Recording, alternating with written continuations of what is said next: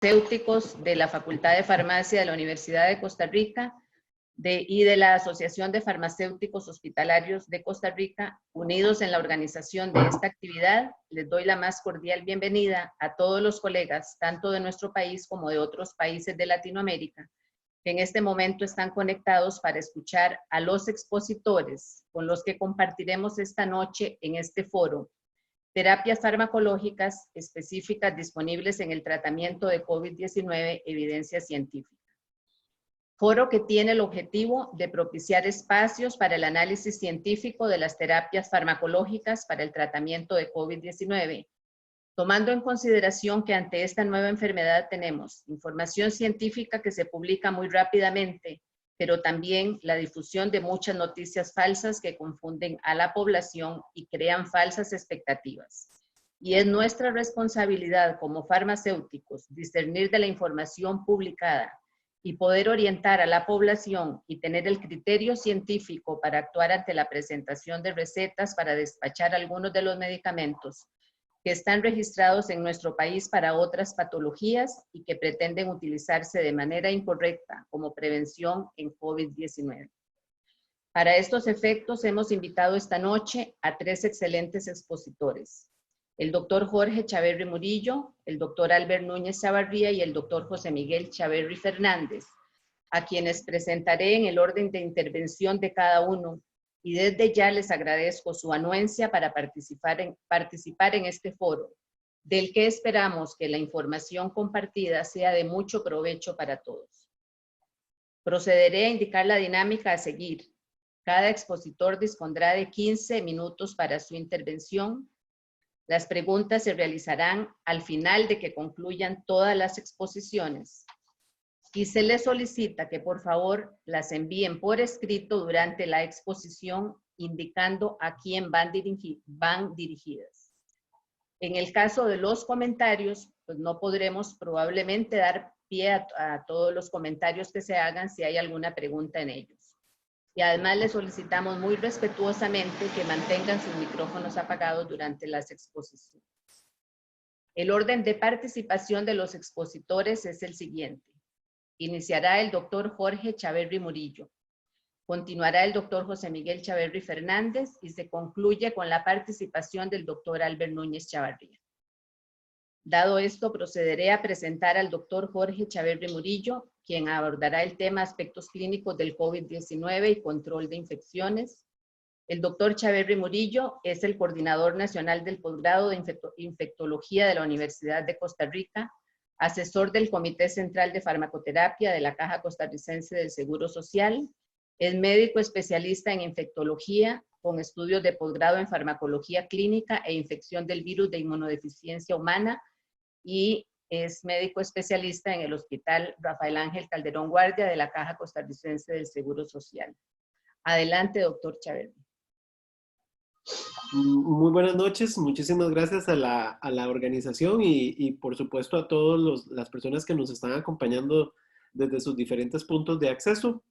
Si me permiten un momento, voy a específicamente compartir la pantalla. Y me gustaría confirmar que en este momento la están viendo. Sí, Se ve bien. Perfecto. Muy bien. Realmente cuando recibí la invitación y acerca del tema fue sumamente interesante poder ver la gama tan grande de información que podríamos tener y la gama tan grande de formas en que podríamos abordar este tema. Estos son mis conflictos de interés sobre lo que vamos a hablar el día de hoy. Y una cosa muy importante es que cuando hablamos sobre este evento epidemiológico que estamos en este momento encontrando, pues sí, tenemos que entender que por ahora vamos a saber muchas cosas. En algunos momentos este conocimiento nos podría paralizar. Si no hacemos nada, pues algo le podría suceder a nuestros pacientes. Y realmente a veces desearíamos algunas otras cosas, pero no necesariamente van a ser las que eventualmente logramos tener en el periodo de tiempo. Es muy importante tener en mente que el virus que llamamos coronavirus es un virus de ARN, es bastante sencillo. Acá lo que pueden ver es una caricatura de este mismo virus. Tiene una capa de lípido, lo que hace que sea muy susceptible a los procesos de inactivación, pero también le permite mantenerse durante periodos prolongados de tiempo en las diferentes superficies. Se caracteriza principalmente porque en las personas que no tienen factores de riesgo y las personas que por lo general no se van a complicar en una forma rápida, puede producir fiebre, dependiendo de las diferentes manifestaciones y presentaciones que han dado en series de casos, puede oscilar entre el 80 y el 95% de los sujetos totalmente sanos, los que presentan fiebre. Se va a caracterizar por dolor de garganta, puede estar acompañado de tos con o sin expectoración. En algunas fases más adelantadas y en algunas personas en una forma también más acelerada puede presentar falta de aire o lo que llamamos disnea. Va a haber dolor de cabeza y se va a estar asociando en algunas ocasiones, pero no es lo más frecuente, a rinorrea o moquera. Es muy importante tener en mente que esta manifestación o esta presentación propiamente de lo que es una nueva enfermedad biológica o una nueva enfermedad viral se relaciona a la zoonosis. Si nosotros acá logramos identificar a este grupo de comportamientos humanos, que es el bushmeat, como lo pueden ver acá, que básicamente no tiene una traducción específica al español, pero es la práctica de ir a buscar en las zonas salvajes carne de animales o animales vivos, matarlos y llevarlos a un plato o utilizarlos para alguna condición. Realmente, si podemos ver, es en esta zona, en el área de China y en la zona del África, en donde más frecuentemente ocurre este comportamiento. Y bueno, tenemos que entender que va a haber algunas cuestiones que son culturales, en donde se piensa que esta alimentación es muchísimo más sana o de que esta alimentación puede purificar el alma, pero también tenemos que entender que hay zonas como Estados Unidos y Europa, incluso en algunas ciudades de Sudamérica, en donde se pagan varios cientos de dólares o cientos de euros por un plato de estos animales. Entonces hay ciertos determinantes que hacen que usualmente que escuchemos de una zoonosis nueva o de una infección viral nueva, pues nos relacione justamente con esta zona del mundo. ¿Cuál es la dinámica usual de la zoonosis? Bueno, en este caso se piensa que tal vez tenemos un ancestro común del SARS-1 o de la infección respiratoria severa que vimos en el año 2003, que se desprende de algunos grupos de murciélagos que eventualmente se trasladan a este pequeño representante acá, que son los pangolines, que se utilizan específicamente como una armadura sagrada y como sus escamas tienen una gran importancia en muchos de las culturas de esta zona, pero además también se utiliza para poder comer su carne. De hecho, esta es una especie que está en peligro de extinción. ¿Qué significa una zoonosis? Cuando este virus de hospederos que son naturales o se derraman hacia un nuevo hospedero, y este nuevo hospedero en este caso es el humano. Esto va a depender de que la clasificación o el tipo de virus le permita poder adaptarse de una forma importante a este nuevo hospedero al que va a hacer un contacto. Cuando comenzamos a tener algunos casos, recordemos que antes no los teníamos, ahora sí los tenemos, esto podría aumentar y es en donde se producen las epidemias. Lo vamos a llamar pandemia cuando este virus se esté transmitiendo en una forma eficiente de una persona a otra en diferentes puntos del mundo o en diferentes continentes del mundo. No lo deberíamos relacionar en ningún momento con que el virus se ha vuelto más agresivo o que ha mutado en ninguna de las condiciones, sino nada más es en la capacidad que ha tenido para dispersarse por el mundo. Eventualmente, dentro de lo que va a ser el ciclo de propagación, los casos podrían disminuir y dependiendo del tipo de patógeno, esto se podría convertir en una endemia. ¿Cuáles son las características que ha tenido esta pandemia? Bueno, es una enfermedad que se ha vuelto muy visible. En el año 1973 tuvimos ciertos brotes de virus en algunas de las islas del Pacífico, en donde tuvimos 70 a 80 personas infectadas con una letalidad del 75 al 90%. Realmente no supimos cómo se llamaban estos virus. Uno de ellos fue el virus de Marburg y en términos generales no se volvió tan visible porque probablemente no llegó a los países que tienen más dinero y generan muchísimas más publicaciones. Debe de alcanzarse una prevalencia para poder describirlos y debemos de tener capacidad diagnóstica y capacidad de notificación. En el año 2003, los que recuerdan la época del SARS, realmente tomó varios meses poder tener una determinación molecular y en el año 2012-2013 con el MERS, y todavía lo tenemos, pues tardamos varios meses también en tenerlos. Acá lo que tenemos es una prueba molecular para el SARS-CoV-2 que estuvo en varias semanas. Finalmente, si esta patología se vuelve una forma endémica, pues tendríamos una enfermedad emergente.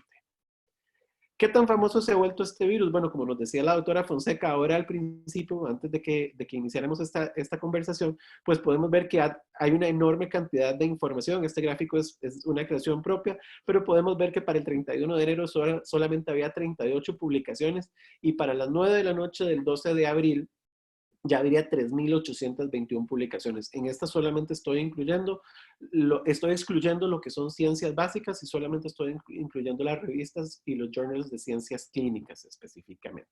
Claramente podemos entender que en este periodo de tiempo las revisiones de pares y las revisiones por comités editoriales tal vez han reducido bastante su tiempo o se han tenido que saltar para poder ofrecer la información en una forma más rápida y eficiente. Cuando revisamos los estudios clínicos que se están corriendo, realmente hay en este momento, por lo menos al 12 de abril, había 441 estudios clínicos. Algunos ya estaban con información parcialmente disponible, algunos habían tenido que ser detenidos por cuestiones de seguridad o presupuesto. Algunos permiten la entrada por invitación. Muy pocos, solamente 10 están completos y hay 15 activos que no están reclutando y ven la cantidad que sí están reclutando, 188 y 203 que están por empezar a reclutar. Cuando vemos el tipo de estudio, podemos ver que el que en definitiva va a tener más pegue es el de los fármacos, pero tenemos estudios biológicos, de pruebas diagnósticas, de dispositivos, de procedimientos e incluso de suplementos dietéticos y combinaciones de estas en el interín. Cuando hablamos un poco de lo que es la fisiopatología y el manejo clínico, tenemos que tener algunas cosas que van a ser la evidencia clara.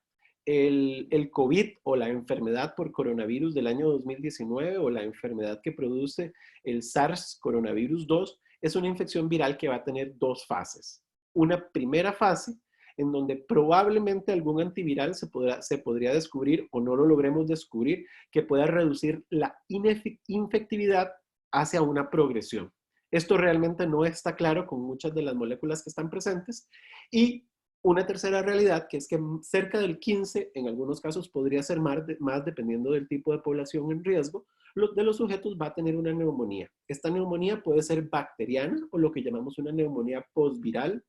Recordemos en el año 2009 con la epidemia de influenza, que tuvimos pacientes que tenían neumonías post-influenza. Acá podríamos pensar también en eso, o un fenómeno inmunológico.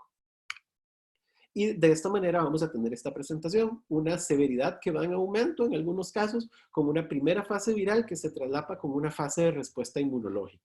Finalmente, cuando estamos hablando de la mayoría de los pacientes que se nos van a presentar severos y que se han muerto en otras partes del mundo, esto es lo que está sucediendo. Por lo tanto, no debemos centrar nuestra atención a que en ese momento, cuando el paciente está más crítico, eso se trata de una neumonía viral.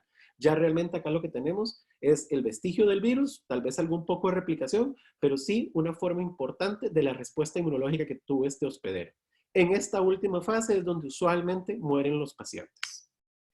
Recordemos, vamos a tener un alvéolo. Este alvéolo podría estar eventualmente ocupado por moco, dependiendo de la hiperreactividad que tenga nuestro paciente.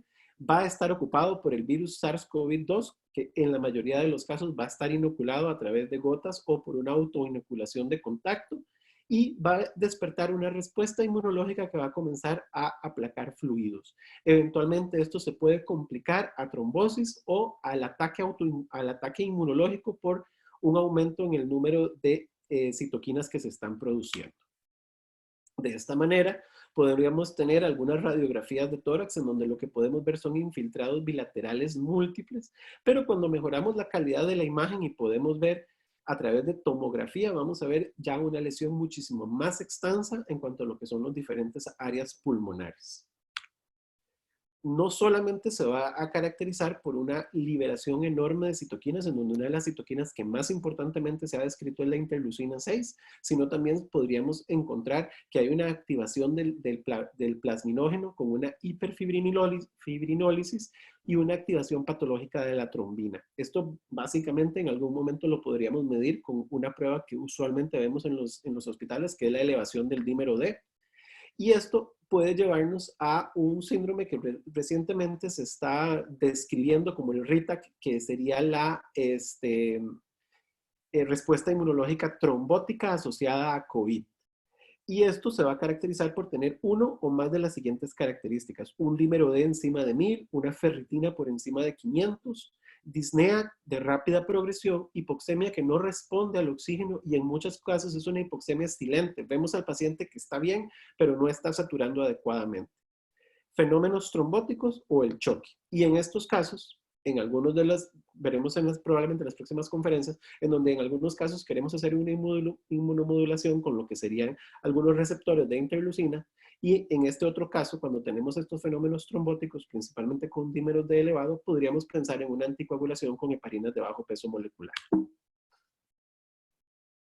Sobre lo que serían las recomendaciones para la reducción del riesgo, sí tenemos que tener una cosa muy, muy en mente, que vamos a tener diferentes escenarios. Algunos escenarios en diferentes centros va a ser la población que tiene COVID y la población que no tiene COVID. Las recomendaciones serán distintas, pero sí tenemos que tener claro, y una cosa que podemos transmitir es que la vía de contagio que claramente está demostrada y sí es definitivamente clara, es la vía de contagio por gota, que van a ser gotas de un núcleo grande.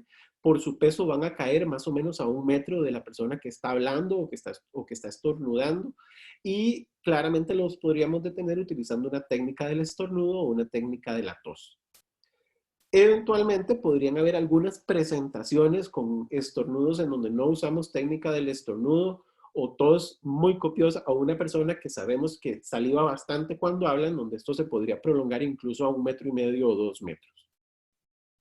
Tiene una gran eficiencia para autoinocularse. Podemos ensuciar nuestras manos si tocamos alguna superficie contaminada con estas gotas y nos lo llevamos a nuestra cara, pero principalmente es inoculación en mucosas, boca, nariz y ojos. Y como latinoamericanos realmente tenemos la capacidad de hablar con nuestras manos. Algunas personas, si se las amarran, pueden tener dificultad para comunicarse. Bueno, pasa lo mismo justamente acá. Las superficies pueden pasar mucho tiempo contaminadas, principalmente se ha descrito que en papel y en plástico es en donde más tiempo va a persistir este virus. Y todo esto que les he dicho es información que es evidente.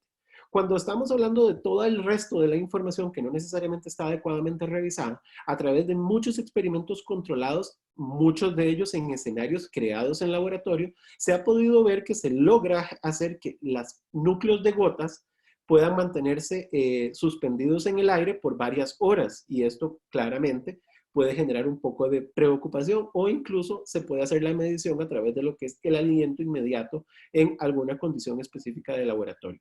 Una de las recomendaciones principales acá es tratar de mantener las corrientes de aire y no tratar de mantenerse en sitios altamente cerrados, como por ejemplo puede suceder en algunos de las, aquí lo que se recomienda es abrir ventanas y una cosa importante es que esta información nos puede llevar a una cosa, que es probablemente lo que ha sucedido en nuestro país con los contagios de personal de salud. No hay que tenerle más miedo al sujeto que está asintomático que al compañero de trabajo o a la persona que nos llega a visitar al trabajo que tiene algún tipo de síntoma.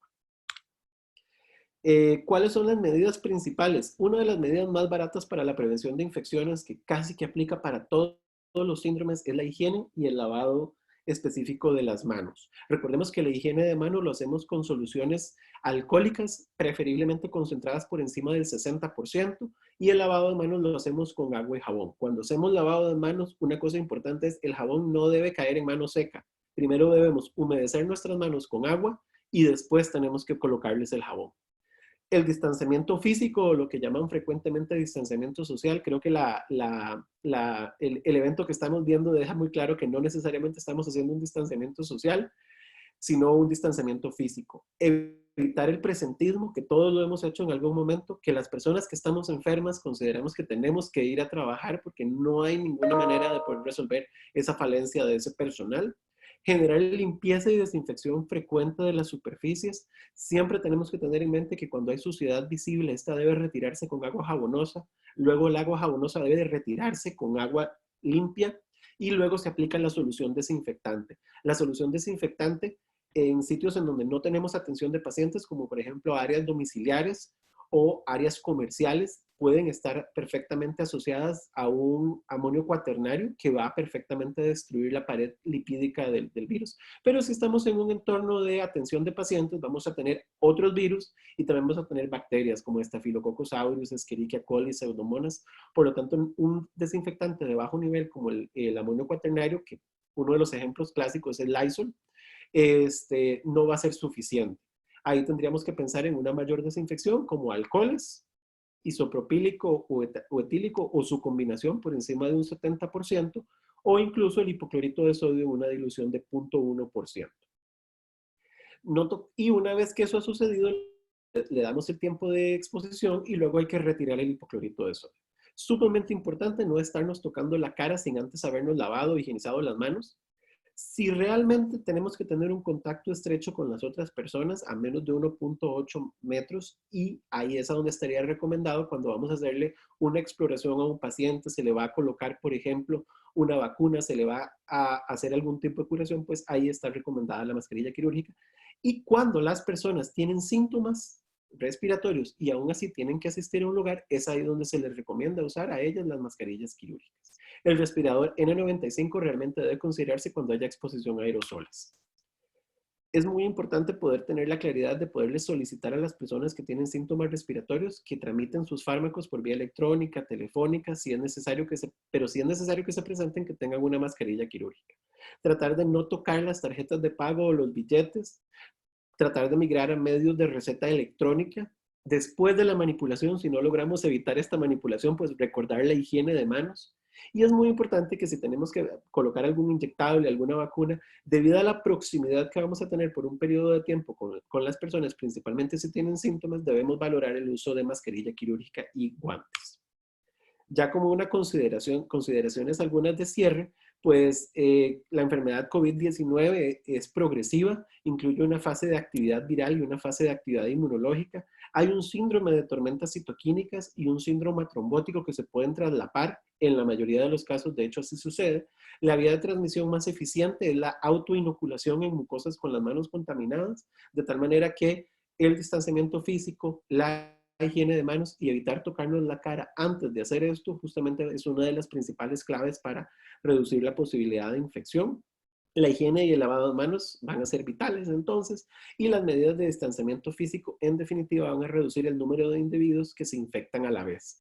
Acá uno de los mensajes más importantes es que en muchas de las ocasiones el virus no hace que el paciente fallezca, más bien es la complicación inmunológica que hace que el paciente requiera de un cuidado intensivo o de una unidad de cuidado especializado. Cuando los sistemas de salud fallan o los sistemas de salud se colapsan, es ahí donde comenzamos a ver el aumento en las curvas de mortalidad. Básicamente eso es lo que teníamos para compartir por el momento. Bueno, muchísimas gracias al doctor Jorge Chavarría. Y procedemos ahora entonces con la participación del doctor José Miguel Chaverri Fernández, quien abordará el tema estudios científicos relevantes en el tratamiento del COVID-19, responsabilidad del farmacéutico. El doctor Chaverri Fernández es licenciado, tiene la licenciatura y el doctorado profesional en farmacia de la Universidad de Costa Rica, máster en Administración de Empresas del Instituto Tecnológico de Costa Rica, especialista en farmacoterapia, certificado por la Asociación de Farmacéuticos de Norteamérica, miembro del Sistema Sanitario de Estados Unidos y el Colegio Americano de Farmacia Clínica, farmacéutico clínico y asesor del Departamento de Farmacia del Hospital Clínica Bíblica. Es profesor catedrático y director del Departamento de Farmacología, Toxicología y Farmacodependencia de la Facultad de Farmacia de la Universidad de Costa Rica. Adelante, doctor Chaverri. Bueno, muchísimas gracias por la presentación. He estado viendo que hay algunas personas en el chat que tienen problemas para ver la charla o la actividad. Les recomiendo tal vez que revisen su conexión a internet, porque me parece que todo está funcionando dentro de lo normal. Lo primero que quisiera decirles es que muchísimas gracias por su tiempo, que espero que estén bien en conjunto de todas sus familias y con todos sus familiares estén sanos, que estén tratando de aplicar el distanciamiento social en la medida de lo posible y que se mantengan protegidos, ¿verdad? Para tratar de controlar un poco la situación en particular que estamos todos viviendo. Me toca una parte un poco difícil, como ya planteaba el doctor en algún momento dado ahora en sus primeras diapositivas, y hablaba de la cantidad de estudios científicos que se han publicado y la cantidad de información que hay realmente es abrumadora. es muy, muy abrumante. El doctor mencionaba datos un poco más amplios en este sentido y mi corte iba hacia febrero y abril de este año, donde habían registrados aproximadamente 301 estudios clínicos, muchos de los cuales abordan hasta 57 grupos de medicamentos en diferentes combinaciones. Por lo tanto, elegir un poco los medicamentos de los cuales íbamos a hablar y cuáles tal vez pueden haber sido o están siendo considerados como estudios relativamente representativos para cada producto es un poco complejo. Entonces traté de irme un poco a ver qué es lo que ha sido más connotado, qué tiene que ver más con el tratamiento que se puede despachar o que tenemos más accesible en Latinoamérica y que eventualmente puede ser importante que lo tomemos en cuenta. Entonces, me disculpan si dejo algún producto de los cuales quisieran escuchar más información por fuera, pero por la cantidad de tiempo que tenemos disponible es un poco complicado. Y adicionalmente, en la búsqueda de la información, lo que les recomiendo es que si ustedes eventualmente desean leer al respecto, que no hagan una búsqueda masiva, sino que traten de buscar organismos internacionales que ya hayan hecho revisiones, que grupos de expertos hayan seleccionado artículos, guías y recomendaciones como los que puede proporcionar la ITSA, la Sociedad Europea, la Organización Mundial de la Salud, el CDC, la SIDP, o la ASHP, que son entidades que tal vez sigo y que me han ayudado un poco a tratar de aterrizar un poco la situación en particular. Y en resumen, y en un momento dado, lo mencioné en otra sesión, en otro webinar, es muy triste, pero la evidencia clínica dura, pura, que necesitamos para afirmar de que existe un tratamiento, todavía no existe, ¿verdad? Es muy poco probable que pueda alguien afirmar en este momento que existe un tratamiento seguro y efectivo para el tratamiento del SARS-CoV-2 o el COVID-19, ¿verdad? Eso es lo primero que deberíamos tener claro, y que el tratamiento de soporte es realmente vital. Entonces, mis recomendaciones en la línea del farmacéutico van hacia dos direcciones. Número uno, el farmacéutico que trabaja en la parte clínica hospitalaria, creo que debe de estar muy consciente del manejo de los medicamentos que se utilizan para la sedación, la cuantificación de la escala Richmond de sedación analgesia, la utilización de fentanilo, dexmetomedina, propofol, el manejo de fluidos con furosemida, el que se le dé apoyo al médico y a la enfermera en términos de velocidad de infusión, monitorizar respuesta del paciente, cuantificar posibles efectos secundarios, tener una idea bastante clara de qué es lo que está tomando el paciente, cuáles son sus antecedentes, saber cuáles medicamentos deberían de reconciliarse y de ser tomados en cuenta para tratar de cuantificar posibles interacciones medicamentosas, tomando en cuenta que el tratamiento de soporte realmente es vital en este momento y que los tratamientos novedosos, si bien es cierto, pueden llegar a ser o marcar una diferencia, en este momento tal vez no es algo a lo que deberíamos de centrarnos o dejar de lado esto otro que les estaba mencionando. Obviamente la parte de farmacia asistencial o comunitaria voy a tratar de hablarla cuando hablemos de los medicamentos que hemos seleccionado para el día de hoy, que muchos de ellos van de la mano con los que están incluidos dentro del estudio Solidarity. El primer medicamento, o más bien la primera combinación de medicamentos de que voy a hablar es de cloroquina y hidroxicloroquina.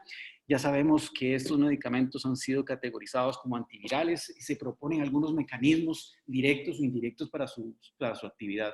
Particularmente se habla de que proceden actividad alcalinizante intracelular y que ese tipo de proceso lo que hace es inhibir la replicación del virus y que eventualmente también puede modificar la manera en que el virus se inserta dentro de la célula al modificar la glicosilación viral necesaria para su internalización.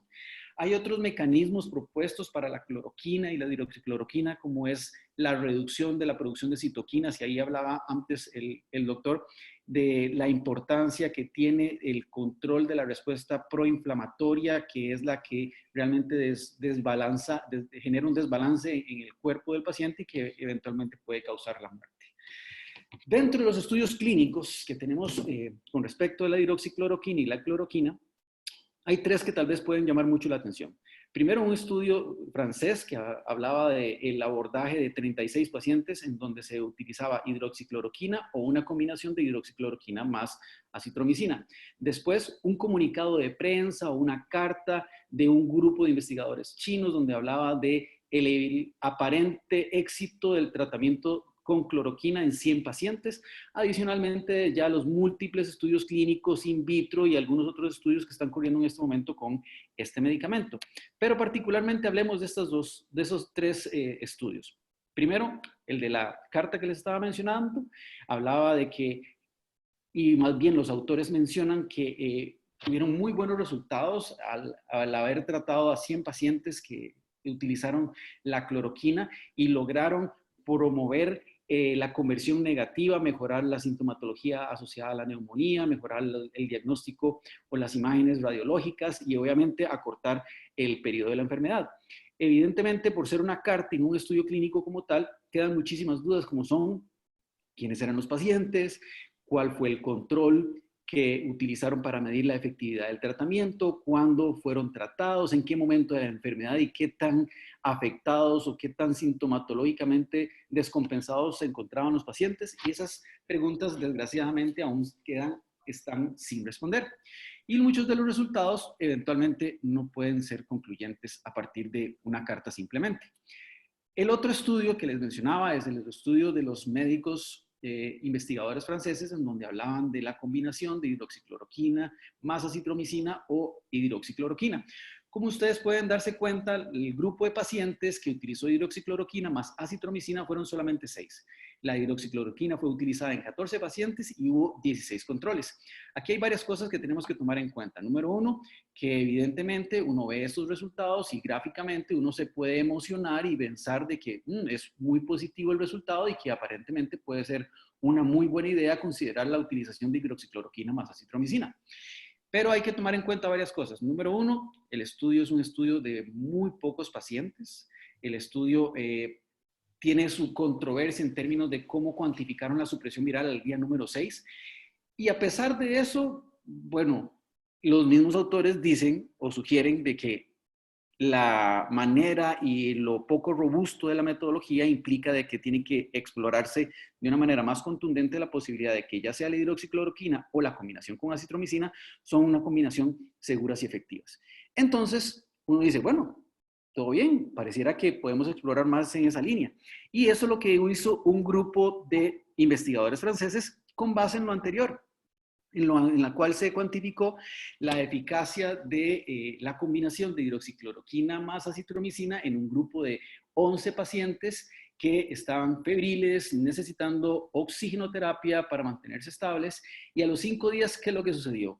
Uno de los 11 ya había muerto, 2 habían sido trasladados a UCI, uno de los pacientes descontinuó la combinación al día 4 por haber tenido un QT prolongado y el 80%, o sea, 9 de 11 pacientes tenían el test positivo al día 6. Entonces, esto va en la línea totalmente antagónica de lo que les mencionó el estudio anterior y nos genera muchísima duda acerca de si es o no efectivo la hidroxicloroquina, la cloroquina o la combinación con acitromicina.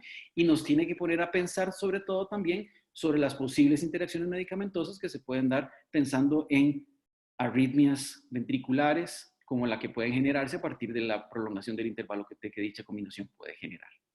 Entonces, otro estudio que les quería mencionar es un estudio que toma en cuenta docking molecular. El docking molecular lo que hace es verificar si las estructuras de membranas, receptores presentes en el virus y en algunas otras instancias corporales pueden tener algún tipo de efecto. Y me llamó muchísimo la atención este estudio porque ya hablaba muy bien el doctor de que estamos ante una situación en donde se da una respuesta inmunológica muy importante, se da el síndrome de distrés respiratorio agudo, una neumonía complicada, una inmunorespuesta muy importante en donde hay complicaciones asociadas sobre todo a la oxigenación del paciente y el intercambio gaseoso.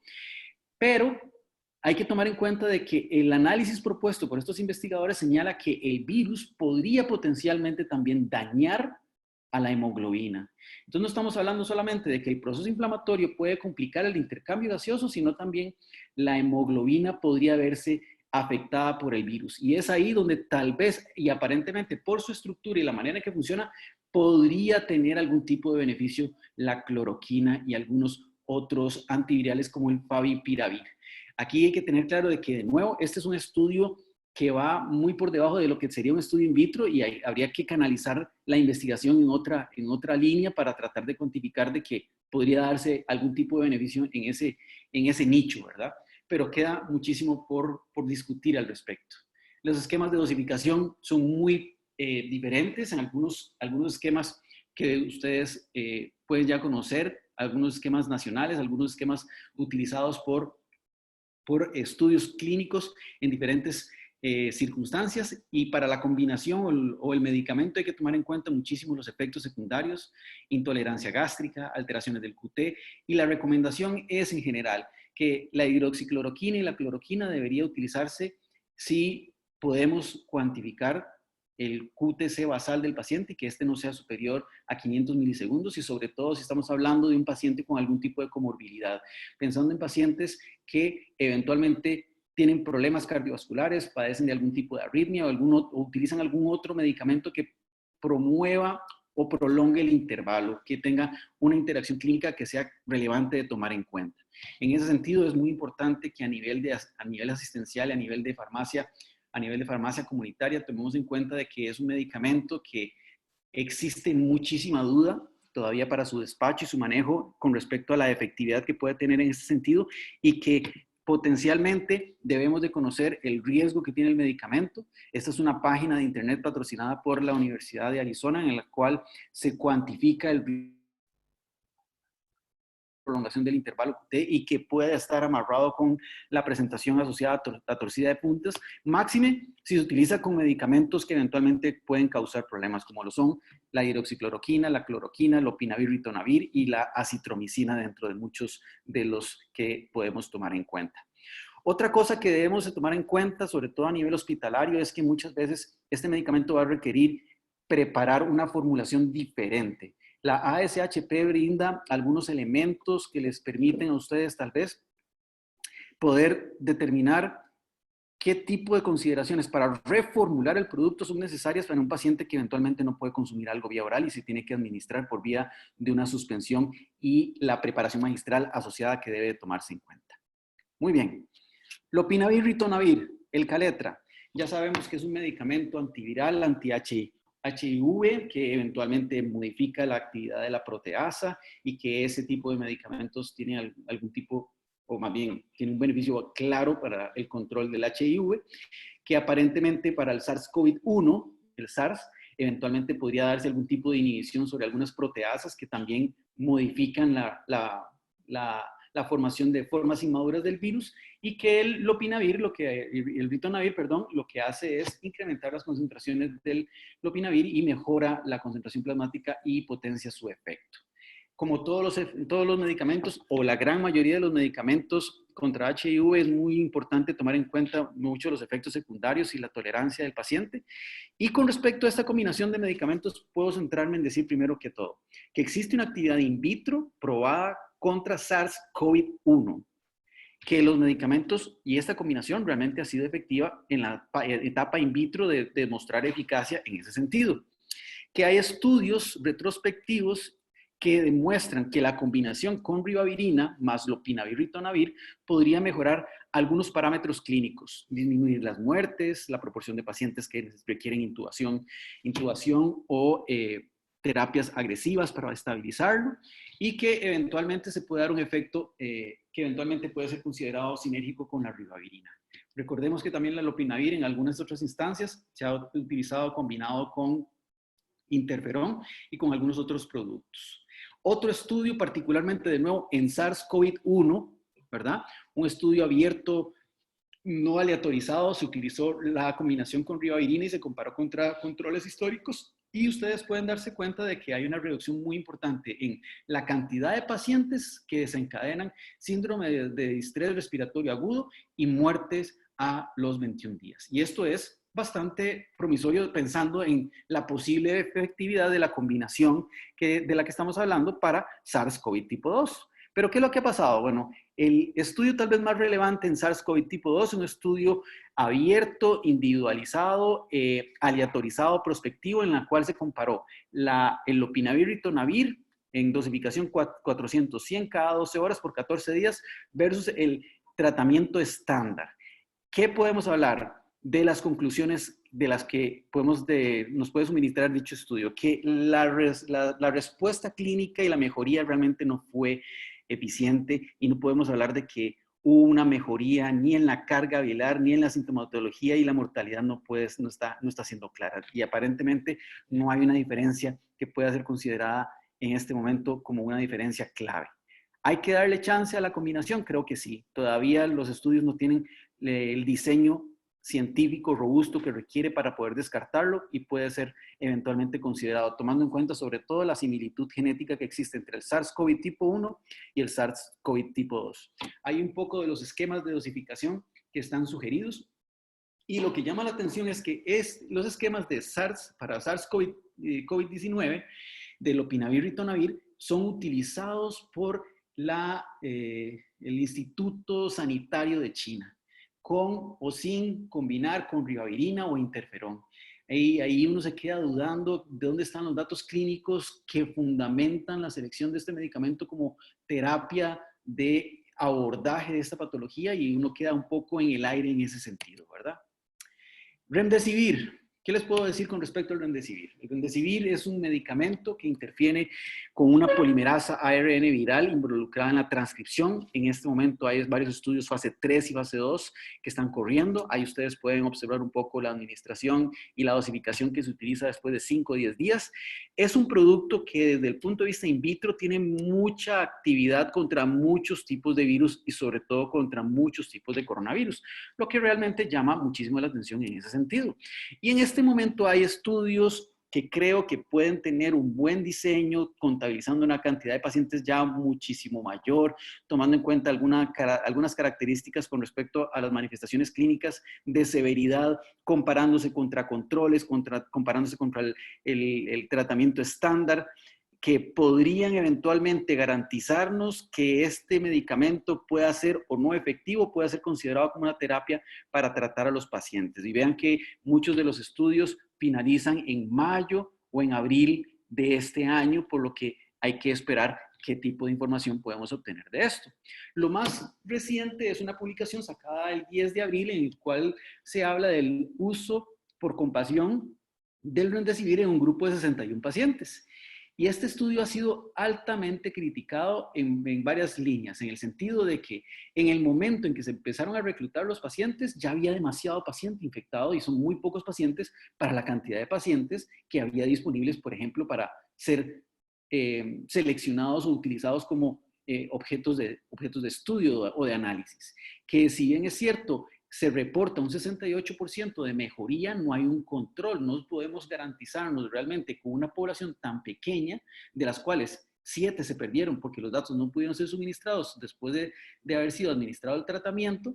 Estamos hablando de que quedan 53 pacientes y de esos 53 pacientes no podemos garantizar con seguridad que la mejoría de ese 68% realmente están asociados directamente al beneficio que el posible remdesivir puede tener. Yo creo que es esperanzador, más el diseño que tiene el estudio y todas las críticas que ha tenido en términos del reporte de datos, la selección y la mejoría, e inclusive el comportamiento que tienen los diferentes pacientes de acuerdo a lo invasivo o no que estaba haciendo la enfermedad o la necesidad de tratamiento, de soporte, deja demasiadas dudas. Entonces, creo que es muy temprano todavía para hablar de que esta es una posible opción segura y efectiva. Sí puede ser considerada en el futuro y creo que lo que debemos esperar mayores estudios clínicos muchísimo más robustos.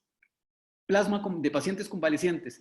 Lo más llamativo en este sentido es una publicación en JAMA de 5 pacientes que estaban recibiendo ventilación mecánica, en donde los 5 pacientes, 4 de ellos mejoran muchísimo los parámetros clínicos en términos del score SOFA, la relación de presión arterial de oxígeno y la fracción inhalada en un periodo de 12 días posterior a la administración del producto, de que de los 5 pacientes, 3 fueron ya dados de alta, 2 se mantienen en condiciones estables después de 37 días de la transfusión, y que la lógica es que este tipo de medicamento o este producto que utilizaría los anticuerpos presentes en personas ya convalecientes, eventualmente pueden tener algún tipo de beneficio, tomando en cuenta de que los pacientes que fueron analizados en este estudio ya habían recibido antivirales y habían recibido en algunas circunstancias la utilización de corticosteroides para tratar de estabilizar su situación patológica como tal. Y que los resultados creo que son muy preliminares, son muy pocos pacientes, puede hacer que esto funcione, pero de nuevo quedamos un poco amarrados de manos con respecto a la evidencia que necesitamos para poder garantizar de que es una terapia que debería ser considerada de primera línea. Tocilizumab y el sarilumab, que son anticuerpos monoclonales, y muy bien el doctor ahora mencionaba acerca de la necesidad de controlar la respuesta citoquímica o la respuesta inmunológica que está exacerbada en este tipo de pacientes, que el cuerpo trata de defenderse. El cuerpo, la respuesta inmunológica es la que eventualmente crece a tal punto, desencadenando un síndrome de respuesta inflamatorio sistémico que es difícil de manejar, es muy complejo de mantener y estable, y el hecho de utilizar medicamentos en cierto punto de la patología como el tocilizumab y el sarilumab y el controlar la respuesta citoquímica podría tener algún tipo de beneficio, pensando en que este tipo de productos lo que hacen es regular la actividad de la interleucina 6 atacando a su receptor. Y eventualmente ya hay esquemas de dosificación y planes de la República de China en términos de esta línea, donde pueden considerarse bajo ciertas condiciones, en ciertos momentos de severidad en el paciente, la utilización de tocilizumab y hasta una segunda dosis si fuera necesario. Hay algunos datos disponibles de algunos análisis retrospectivos de 21 pacientes en donde se seleccionaron algunos criterios de inclusión y métodos, pero se cuantifica que de acuerdo a la severidad del paciente y el momento de utilización del producto, podría ayudar a mejorar parámetros clínicos como la temperatura, los requerimientos de oxígeno y la reconversión viral, y aparentemente la mejoría clínica del paciente con SARS-CoV tipo 2 o COVID-19. Es un medicamento esperanzador y existen datos que nos pueden a futuro tratar de validar lo anterior. Es muy importante que tomemos en cuenta que como todo medicamento puede tener efectos adversos, y ahí se habla de que uno de los efectos adversos es tener infecciones. Claro, si nosotros controlamos la inmunorespuesta que está tratando de defendernos, podríamos exacerbar la posibilidad de la infección. Solo que en este caso más bien estamos tratando de contrarrestar la respuesta inflamatoria desencadenada de manera agresiva en función de la presencia del virus como tal, y es ahí donde tal vez el tocilizumab puede entrar sin problemas y sin ningún tipo de preocupación. Algunos estudios clínicos relevantes que se vienen a futuro y listo. Interferones. Realmente con interferones la evidencia va apuntando más a las combinaciones con lopinavir y ritonavir, y son productos que también lo que hacen es tratar de controlar la respuesta inmunológica. Algunos han sido probados contra SARS-CoV tipo 1, tipo 2, y eso es lo que quería hablarles con respecto al interferón, muy, muy puntual. Lo que sí quisiera mencionar, y no es porque tal vez tenga demasiada evidencia, ni que sea contundente la literatura al respecto, sino por lo disponible que está en nuestros establecimientos el uso de la ivermectina. ¿Qué podemos hablar de la ivermectina? A ver, la ivermectina sí tiene actividad in vitro, es capaz de reducir de una manera muy significativa el crecimiento del virus en 48 horas. Es un producto que está aprobado por la FDA, es un producto que es considerado como un medicamento esencial por la OMS, pero ojo un momento, el producto puede eventualmente generar una reducción a 48 horas del 50% de la replicación viral, pero con una concentración que es equivalente a 2,8 micromolar. ¿Esto qué significa? Que si nosotros necesitamos esa concentración, la concentración plasmática que necesitaríamos es aproximadamente de 2.100 nanogramos por mililitro. ¿Eso qué significa? Que estaríamos necesitando hasta 50 veces más de la dosis necesaria para poder alcanzar esa concentración. Ahora bien, ¿es posible administrar una dosis superior de ivermectina para poder generar esto sin generar toxicidad? Tomemos en cuenta que la ivermectina es un producto que es potencialmente neurotóxico y que en las condiciones en las que estamos, cuando hay un proceso, un síndrome de respuesta inflamatoria sistémica, la barrera hematoencefálica no funciona tan bien como protección, y el que se utilice el medicamento como terapia alternativa en estudios clínicos a futuro debe de manejarse con mucho cuidado para ir incrementando la dosis de una manera pausada e inteligente. ¿Ok? Entonces, el utilizar la ivermectina como tratamiento profiláctico o erradicativo en este momento es simplemente una ocurrencia que no tiene ningún tipo de fundamento, y la dosis utilizada a nivel de farmacia comunitaria o privada es absolutamente diferente de la que tal vez podría ser necesaria para poder tratar de erradicar el virus de una manera funcional. IECAS, ARA2, ibuprofeno, tiazolindionas, ¿qué podemos decir? Ya el doctor mencionaba que me parece que el virus necesita para su internalización de la enzima convertidora de angiotensina 2. Y hay varias posiciones al respecto. Número 1, que la expresión de la ECA está sustancialmente incrementada en pacientes diabéticos tipo 1 y tipo 2, lo cual está siendo, los cuales eventualmente están siendo tratados con IECA o ARA2. Los pacientes hipertensos tratados con IECA o ARA2 pueden tener una regulación a la alta de esta enzima, por lo que uno podría pensar que medicamentos que facilitan esta expresión a la alta, como la patología o la exposición a IECAS o ARA2, podría incrementar la expresión del ECA2 y facilitar el ingreso del virus al cuerpo. Otra posición de investigadores habla de que tal vez no es tan sencillo hablar de esto, y el hecho de que exista una unión del ECA2 es simplemente el primer paso al ingreso del microorganismo a la célula, y que el hecho de que se inhiba el receptor de angiotensina 2 o a la ECA particularmente, lo que hacemos es aumentar las concentraciones de angiotensina 1 y 2 capaces de unirse a la ECA2 y por ende competir con el virus, y más bien podría ser beneficioso. La Asociación Americana de Hipertensión y algunos otros colegios europeos de cardiología hablan de que no es conveniente hablar ni de tratamiento ni de suspender tratamientos en este momento en términos de la evidencia que aquí sugiere, y aquí estas dos hipótesis farmacológicas son totalmente antagónicas al respecto, ¿verdad? No existen suficientes datos realmente para poder hablar de algún tipo de beneficio o prejuicio en ese sentido. Que es muy importante que sepamos que lo que mejora la respuesta inmunológica es dormir bien, comer bien y hacer ejercicio. Y desgraciadamente eso no se logra de un día para otro.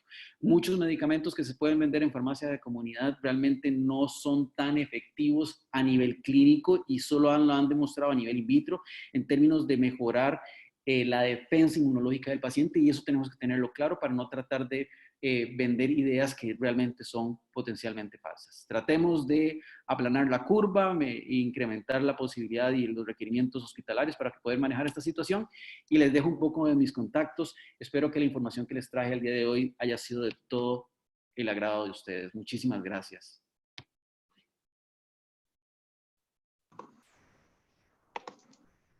Muchísimas gracias al doctor José Miguel Chaverri por su presentación. Y para cerrar las exposiciones, escucharemos al doctor Albert Núñez Chavarría, quien abordará el tema Fundamento Científico de las Decisiones del Comité Central de Farmacoterapia de la Caja Costarricense del Seguro Social, evidencias y usos adecuados para asegurar el uso racional de medicamentos. El doctor Albert Núñez es farmacéutico en el Hospital San Juan de Dios. Es miembro del Comité Central de Farmacoterapia, representante del Colegio de Farmacéuticos, miembro de la Junta Directiva de la Asociación de Farmacéuticos Hospitalarios de Costa Rica. Tiene la licenciatura y el doctorado profesional en farmacia de la Universidad de Costa Rica, y además la maestría profesional en farmacología y gerencia de medicamentos también de la Universidad de Costa Rica. Así es que los dejo con el doctor Núñez. Adelante, doctor. Bueno, muy buenas noches. Primero agradecer por la participación de tantas personas en esta actividad. Me gustaría empezar aclarando que acudo a esta invitación a título personal. Ya la doctora mencionó que soy miembro del Comité Central de Farmacoterapia, representante del Colegio de Farmacéuticos. También soy miembro de la Junta Directiva de la Asociación de Farmacéuticos Hospitalarios de Costa Rica. Pero no estoy haciendo en este momento una representación oficial de ninguno de estos entes. Sí voy a tratar de hacer una lectura crítica de las decisiones, de la evidencia que se utilizó para tomar estas decisiones a nivel de la Caja Costarricense de Seguro Social. Y por supuesto que los invito a revisar las fuentes oficiales, los documentos, ¿verdad? Porque muchas de las cosas que tal vez uno diga en una charla se alejen un poco de la realidad o de pronto algunas de las cosas que estamos mencionando aquí, el día de mañana van a dejar de ser ciertas. Entonces, les quiero hacer esa aclaración.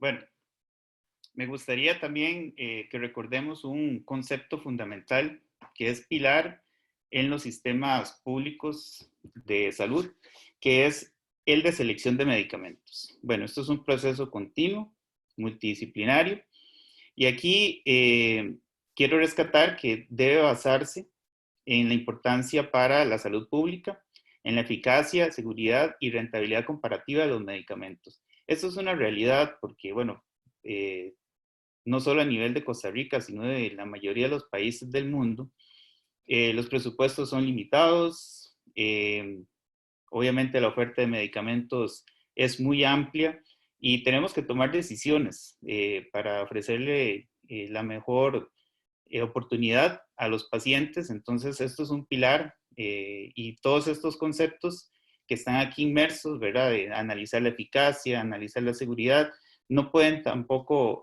obviarse los aspectos económicos y la disponibilidad de estos medicamentos en los países. Otra cosa que quiero traer aquí a colación es el concepto de la medicina basada en evidencia, este paradigma que es sobre lo que actualmente gira para tomar decisiones a nivel clínico.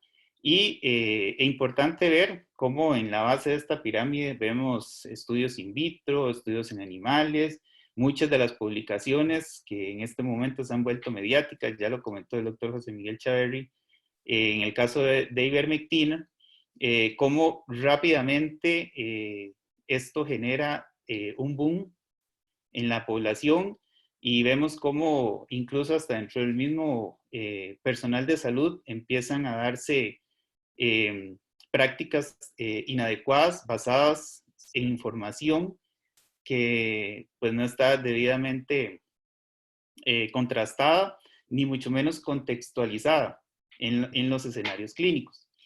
Bueno, como es bien sabido por ustedes, en esta pirámide, en la punta tenemos los metaanálisis, las revisiones sistemáticas y por supuesto que los ensayos clínicos aleatorizados. Esa es la mejor evidencia con la que podríamos nosotros tomar decisiones clínicas.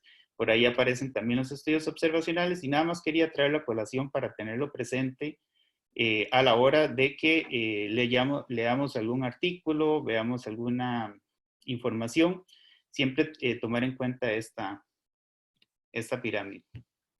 Bueno, ¿dónde estamos? Evidentemente, el día de hoy, les decía al principio, muchas de las cosas que digamos perfectamente pueden ser refutadas mañana o en un futuro próximo. La velocidad con la que se está generando evidencia científica es sumamente veloz, es sumamente rápida y sí necesitamos hacer esta lectura crítica de toda la documentación que podamos accesar para tomar las mejores decisiones. Bueno, como a mí me toca hablar del protocolo, tal vez para las personas que no están familiarizadas con el mismo, en Costa Rica se tomó una decisión de normalizar o estandarizar, por lo menos en el sistema público de salud, el abordaje terapéutico, específicamente con fármacos con potencial antiviral. El primer protocolo data del 16 de marzo de este año. En ese momento lo que se acordó por parte del Comité Central fue el uso de cloroquina y de lopinavir ritonavir. Ya después, más adelante, les voy a explicar más detalles del protocolo y los esquemas de dosificación. El 20 de marzo, pues como les decía anteriormente, dada la evolución tan rápida y la generación de evidencia, aunque muchos de los resultados que tenemos ahorita son preliminares, eso es un aspecto importante a considerar, ya para el 20 de marzo empiezan a aparecer otras publicaciones que sustentan el uso de hidroxicloroquina. Y este es el primer movimiento que se hace en el protocolo. Se sustituye la cloroquina por la hidroxicloroquina. Algunas ventajas, bueno, es un fármaco que está más disponible, por lo menos en nuestro país. Es un fármaco con el que también tenemos más experiencia, principalmente con el uso a largo plazo. Se utilizan muchísimas patologías inmunológicas, entonces ya eso era una ventaja. Y empiezan a aparecer algunos resultados ya en pacientes que nos permiten hacer ese primer movimiento. Posteriormente, bueno, para ese momento únicamente lo que se estaba manejando era el escenario del paciente con una infección respiratoria aguda grave, pacientes hospitalizados, ya fueran casos probables o sospechosos, probables o confirmados de COVID-19, pero el 26 de marzo hay otra modificación de este protocolo que incluye a los pacientes sospechosos. Entonces aquí tal vez lo que se pretendía era darle oportunidad de un inicio más temprano de esta terapia, en tanto aparecieran los resultados confirmatorios de los pacientes. Bueno, ¿cuál es la fundamentación de este protocolo? Aquí tenemos dos escenarios posibles. Uno sería dar una conducta expectante, bueno, entre comillas, porque bueno, obviamente que aquí estaríamos dando las medidas de soporte y todo digamos, el manejo estándar de las complicaciones de esta enfermedad, versus dar un tratamiento activo, que como ya se ha discutido ampliamente en esta charla y en todas las demás que probablemente han escuchado, es que los datos son muy limitados. Entonces esto nos lleva probablemente a un dilema ético. Tenemos que darle estos tratamientos a nuestros pacientes fuera de un ensayo clínico, porque también tengo que aclarar que por lo menos en este momento en la Seguridad Social, hasta donde yo conozco, no se está corriendo un ensayo clínico con estos medicamentos, o sea, se está brindando la oportunidad de utilizarlos en el ámbito clínico, fuera de indicaciones oficiales, bajo un consentimiento informado, pero no dentro de un ensayo clínico. Y por supuesto que en este sentido hay que valorar los riesgos y los beneficios en cada uno de los pacientes. Ahora, ¿por qué nace el protocolo? Bueno, ya les adelanté.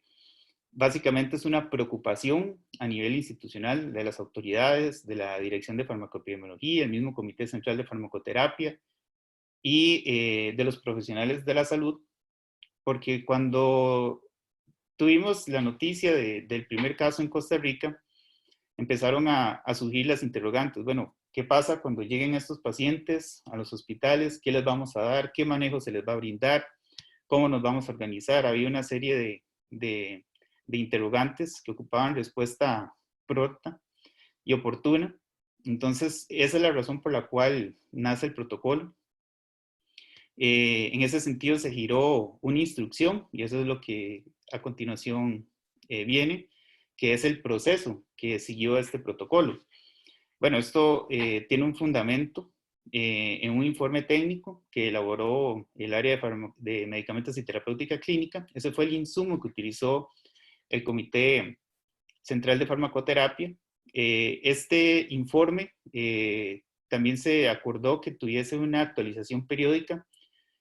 Normalmente en el transcurso de la semana estamos recibiendo las actualizaciones de este informe para determinar si vale la pena hacer algún cambio en el camino. Tiene algunas consideraciones, ya les también mencioné algunas. La primera es el balance riesgo-beneficio, la importancia de individualizar la terapia. Ya el doctor José Miguel Chiverri también les mencionó algunos aspectos que hay que considerar antes de iniciar, por ejemplo, el tratamiento con hidroxicloroquina. Es importante aquí rescatar el trabajo de los farmacéuticos para la conciliación de la medicación. Estos pacientes van a llegar, no son pacientes que manejan probablemente los médicos que están ahí al pie del cañón crónicamente, no son pacientes de ellos, vienen con una condición aguda y es importante tener presente ese historial farmacoterapéutico para valorar posibles interacciones, entre otras cosas que podríamos hacer ahí. La otra cosa que también ya les mencioné es que esto se está haciendo como un uso compasivo en indicaciones no oficiales y es importante mencionar esto del consentimiento informado porque eso es un requisito también en el protocolo, eso está ahí explícito. Obviamente no está forzado nadie a recibir el tratamiento ni tampoco nadie a brindarlo, pero esa es la opción que tenemos en este momento y se determinó que era importante que se le diera toda esta información a los pacientes y a los familiares para que pudiesen brindar su consentimiento. Ahora, esperamos una indicación oficial por un ente regulador para poder actuar. Ya también por ahí lo mencionó otro de los expositores. Aquí lo terrible es que se está muriendo la gente. O sea, los pacientes mueren día con día por miles alrededor del mundo. En Costa Rica, dichosamente, esta situación no la estamos viviendo, por lo menos al día de hoy. Sin embargo, eso era el dilema que les planteaba de si intentamos dar un tratamiento que ha demostrado, por lo menos preliminarmente, alguna actividad antiviral antes de que estos pacientes se nos compliquen y finalmente fallezcan. Otra cosa también importante es que los fármacos que se seleccionaron son fármacos que tenemos disponibles, que tienen un perfil de seguridad bien conocido. También tenemos un programa de farmacovigilancia robusto que nos va a permitir también obtener esta información y generar eventualmente las señales perdón, si tuviésemos que hacer algún ajuste o algún cambio en el camino. Bueno, yo aquí me voy a meter en un terreno bastante árido porque si bien es cierto, ya el doctor Chiverri nos hizo una amplia explicación de los diferentes estudios que hay con cada uno de los medicamentos, también los estudios que están corriendo, sí me gustaría, por lo menos al día de hoy, tratar de ubicarnos en esa pirámide y ver también por qué, en buena parte, el comité tomó esa decisión.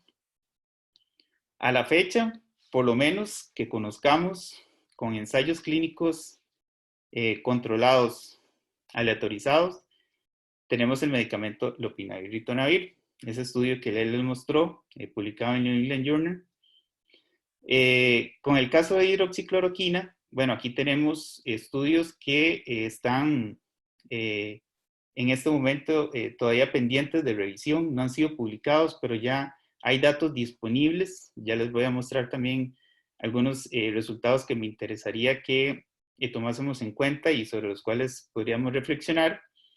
Y de ahí en adelante empezamos a ver, no incluye ahí todos, obviamente, básicamente aquí hice una selección de algunos de los medicamentos que se analizaron en ese informe. Ahí está, por ejemplo, inmerso el tocilizumab. Todavía no tenemos resultados de ensayos clínicos aleatorizados.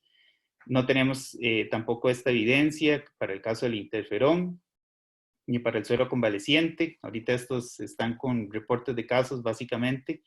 Y dado esto, pues también el comité se mueve en este paradigma y necesitamos un respaldo, por lo menos de estas decisiones para ofrecer lo mejor posible a los pacientes. Bueno, con respecto a la hidroxicloroquina, no me voy a detener mucho acá. Este gráfico ya se ha vuelto muy famoso, que es el estudio francés, donde utilizaron la hidroxicloroquina y la combinación de hidroxicloroquina con acitromicina. Pero también quiero contrastarla con este artículo que está de momento disponible en el medRxiv para escrutinio de la comunidad científica. Este es un estudio chino aleatorizado, donde, bueno, incluyeron 62 pacientes, 31 pacientes de control y 31 pacientes que recibieron hidroxicloroquina. Y aquí hay algunos datos que vale la pena mencionar. Es un estudio pequeño, perdón. Obviamente tiene limitaciones metodológicas, no está publicado todavía en una revista científica, entonces ustedes aquí podrían criticar el por qué traigo esto a colación. Sin embargo, vemos acá que a pesar de que los ensayos no han logrado demostrar diferencias significativas en cuanto a mortalidad, en cuanto a aclaramiento de la carga viral, sí podemos ver que hay algunos datos, por lo menos preliminares, de que el tratamiento podría disminuir la progresión a una enfermedad más severa, también digamos, a ayudar a que mejore más prontamente la neumonía. Y esto es importante tomarlo en consideración porque el manejo que realmente hace la diferencia para que un paciente logre sobrevivir, de un paciente crítico me refiero, es poder tener un manejo en una unidad de cuidados intensivos. Entonces eso es otro tema que constantemente escuchamos en las conferencias de prensa, que hay que cuidar esta capacidad hospitalaria para poder atender oportunamente a todos los pacientes que la lleguen a meritar.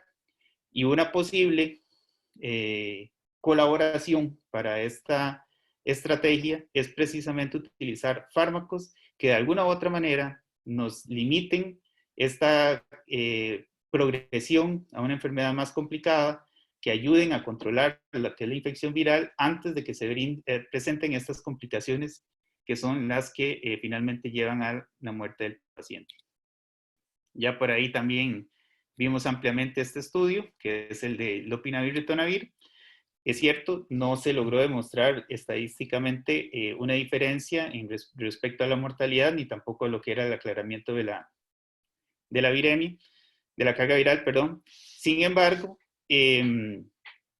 aquí también es importante ver algunos aspectos que tienen que ver con la mediana de días de estancia en una unidad de cuidados intensivos. Entonces también aquí son hipótesis, obviamente, que hay que corroborar, pero esto nos podría dar un indicio de dónde podrían jugar un rol también estos medicamentos.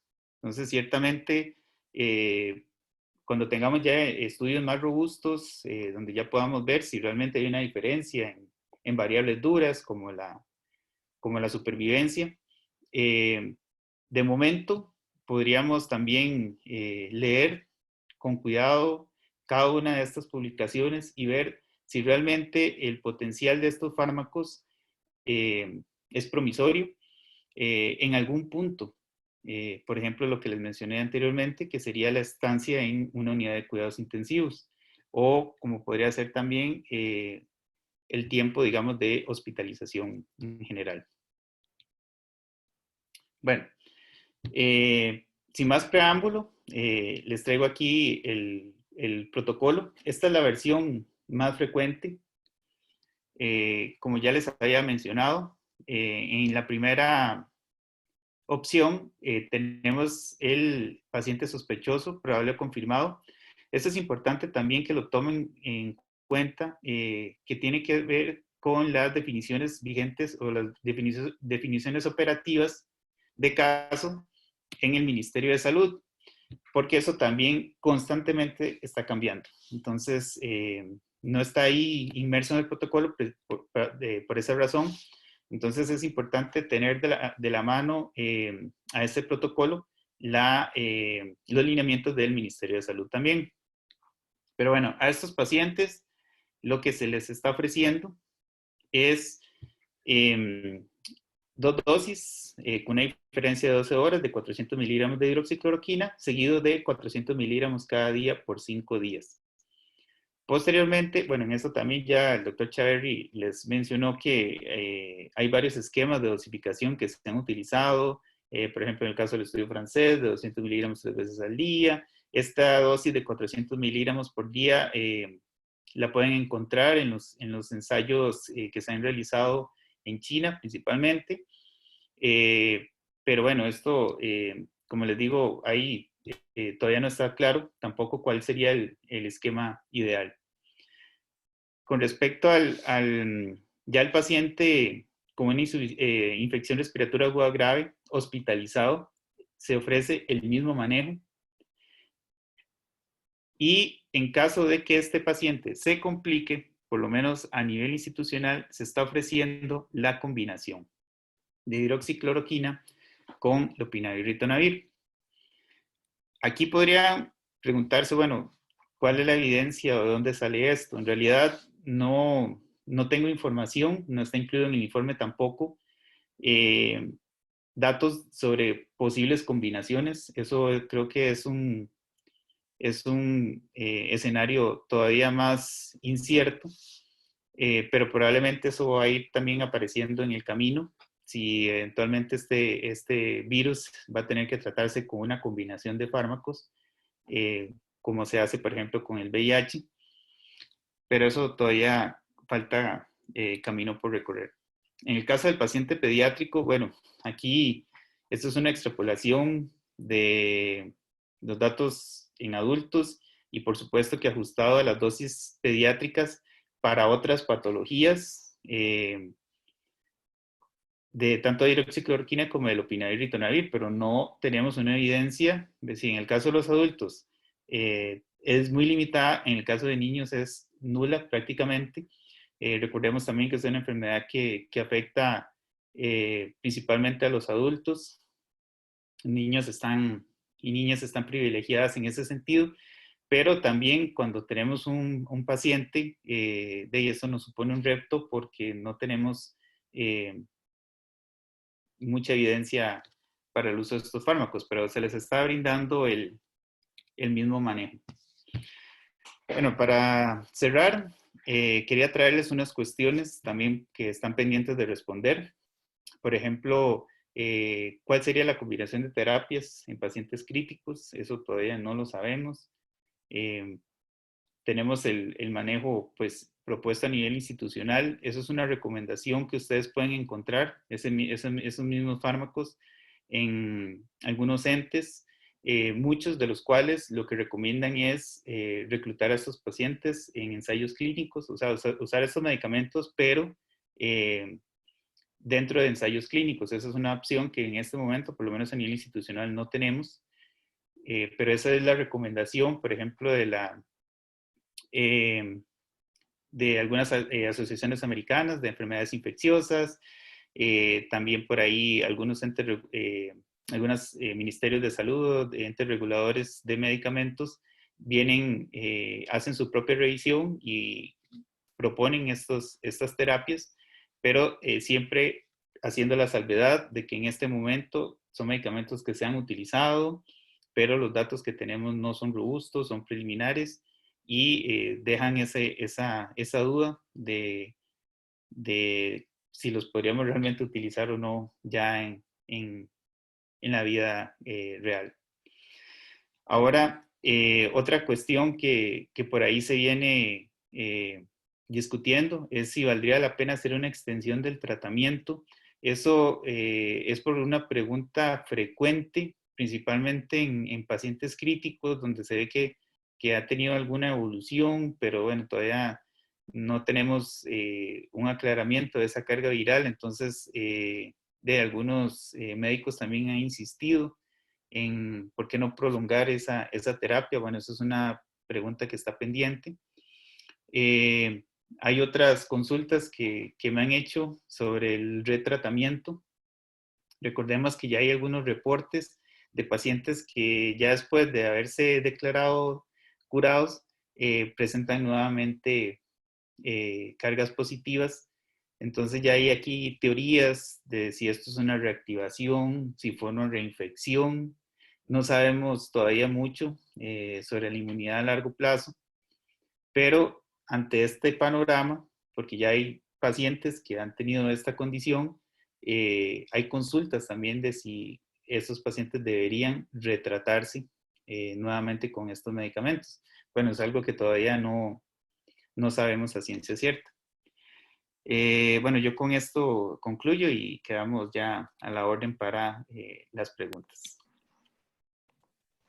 Muchísimas gracias al doctor Albert Núñez y procederíamos al periodo de preguntas. Sí, buenas noches. Tenemos acá una pregunta para el doctor Jorge Chaverri, que dice, se está postulando otro mecanismo fisiopatológico que es el ataque a la cadena beta 1 de la hemoglobina. ¿Cuál es su opinión? Sí, bueno, de hecho, justamente, yo no lo mencioné, pero sí el otro doctor Chaverri, también en su completa conferencia lo mencionó. Por el momento tenemos que recordar que este es un proceso infeccioso en el que día a día vamos teniendo un desarrollo de nuevos conocimientos. Por el momento hay una relación específica como tal y por lo tanto, al tener una relación, todavía no estamos seguros si es una cuestión al azar que está ocurriendo en una forma repetitiva en algunos tipos de pacientes o no, pero sí en definitiva nos permite tener una consideración sobre algunas alternativas terapéuticas posibles, que es probablemente lo que todos queremos. Sí, tenemos que tener muy en claro que dentro de todo lo que sería esta lesión específica a través de un proceso de hiperinflamación o daño de distintos targets, ya sea moleculares o fisiológicos, pues sí explica bastante lo que sería la relación en cuanto a lo que es la progresión a una lesión importante en cuanto a lo que es el intercambio gaseoso. Y por otro lado, sí, tal vez nos da en algunos casos una esperanza, en algunos casos podría ser una falsa esperanza. Recordemos que a lo largo de la historia nos ha dejado muy claro que los virus no los podemos tratar. Son muy pocos los que les hemos dado un buen tratamiento. Entonces, bueno, por el momento suena como algo promisorio que a lo que yo le daría un poco de tiempo antes de poder decir que sí va a ser uno de estos mecanismos que podríamos atacar desde el punto de vista fisiológico para darle una terapia intensiva o desde el punto de vista terapéutico. Muchas gracias. También para el doctor Jorge Chaverri, ¿hay algún estudio o datos sobre la correlación VIH y COVID-19 o en relación a esta población VIH, tomando en cuenta que ya toman tratamientos con ARVs y se encuentran en control? Bueno, realmente cuando uno revisa muchas de las evidencias en cuanto a lo que han sido esta pandemia y la pandemia anterior, por ejemplo, la pandemia de H1N1, realmente son muy pocos los casos de pacientes que viven con VIH que se han documentado como tal en cuanto a la infección. Sí hay algunos casos reportados de personas que viven con VIH que han estado tomando algún tipo de antirretroviral, incluido lopinavir, ritonavir o algunos otros inhibidores de proteasa que han desarrollado la infección. Pero una de las cosas que sí es importante es que en cuanto a esta población, sí tenemos que dejarles en claro que lo más primordial es que si conocen su diagnóstico, se encuentren en control. Si se encuentran en control, preferiblemente estén en terapia antirretroviral y que tengan garantizada esta terapia antirretroviral. Y otra cosa importante es que por el momento la información que está publicada no nos indica que las personas que viven con VIH, que no están en inmunosupresión, o sea que su CD4 no está por debajo de 200 y que se encuentran con carga viral indetectable, tengan un mayor riesgo de la infección o un mayor riesgo de complicarse. Esto sí sucede con las personas que tienen un grado de inmunosupresión por justamente esta infección o que tienen alguna comorbilidad. Muchas gracias. Al doctor Chaverri Fernández, ¿qué estudios existen referente a la profilaxis a utilizar en personal sanitario con respecto a hidroxicloroquina u otro fármaco? Bueno, hasta donde sé, creo que hay algún tipo de protocolo que se está tratando de implementar a nivel de España, pero no he leído nada contundente al respecto en términos de la posible eficacia del tratamiento de manera preventiva y está todo como muy en el aire todavía. No sé si alguno de los otros panelistas tiene algo que podría aportar al respecto, pero eso es lo que me he enterado solamente. Sí, ¿alguno de los otros quiere agregar algo? Hay alguna información que es también bastante poco oficial sobre el uso de estas alternativas en algunas ciudades en China. Sin embargo, no es nada que en este momento se haya revisado desde el punto de vista de un estudio, ni tampoco que haya sido revisado por otras personas que hayan trabajado al respecto. Entonces, de nuevo, por el momento es una cuestión más que todo anecdótica, que desde el punto de vista teórico podría tener algún grado de significado, pero no necesariamente nos va a estar diciendo si realmente está justificado exponer a personal de salud, que en este momento es vital, a efectos adversos o incluso a que ya posteriormente una terapia no pueda funcionar. Gracias. Doctor Chaverri Murillo, también respecto al uso de interferón, ¿podría referirse a la etapa de la infección en la que se recomienda, tomando en cuenta el riesgo-beneficio? ¿Es mayor el riesgo por el uso en etapas avanzadas de la infección?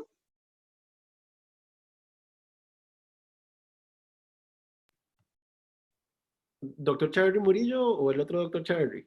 Murillo. Ok, sobre la información en cuanto a lo que es el interferón, realmente todavía tenemos información limitada. Hay 3 estudios clínicos que se están corriendo con diferentes combinaciones de interferón. Tiende a utilizarse en una de las fases, en la fase de traslape entre la actividad viral y la actividad inmunológica. Sobre cuál podría ser el riesgo y el beneficio, realmente por la cantidad de pacientes en estudios anecdóticos específicamente, creo que no intercedería a decir cuáles podrían ser específicamente, porque justamente como le digo, están en una entidad en donde tenemos un paciente crítico y lo que se está dando es una terapia de salvamento. No sé si el resto de los panelistas tendrán algún otro.